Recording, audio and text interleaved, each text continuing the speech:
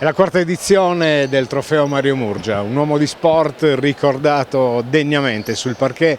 La Fondazione Sef Torres è presente ormai da 4 anni in un segnale importante per i giovani. Apertura al basket femminile, adesso da vivere una finale del maschile, ma la base è sempre quella.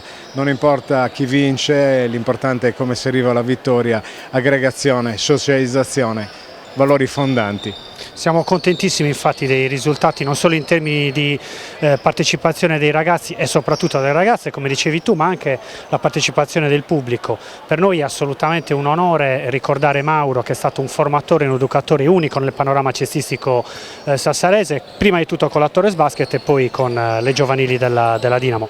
Stare e camminare, fare questo percorso a fianco alla Torres Basket per noi è incredibilmente importante, perché la Torres Basket da sempre antepone la crescita dei propri atleti al risultato sportivo, e questo è un punto saldo della antica società educazione fisica Torres, che fin dal 1903 ha rappresentato un punto di riferimento per la Sassari sportiva, e noi come fondazione da 5 anni a questa parte abbiamo, proviamo a seguire quelli che sono gli insegnamenti che i padri fondatori ci hanno dato dai primi del Novecento. La Fondazione Sef Torres, che non si ferma chiaramente all'organizzazione di questi tornei, ma è vigile e partecipa attivamente a quelle che sono le problematiche legate al mondo dello sport.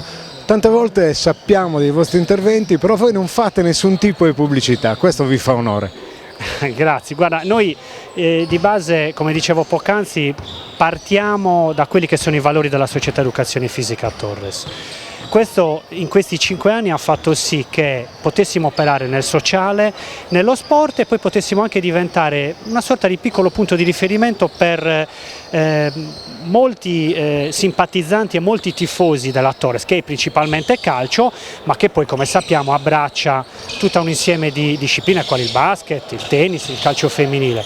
E questo è, noi la pubblicità non ce la facciamo, noi, come si dice, ci proponiamo con le persone ci studiano e evidentemente ci apprezzano. Possiamo chiudere con silenti ma presenti. Va bene. Silenti non troppo, ma presenti assolutamente sì, quando dobbiamo parlare parliamo.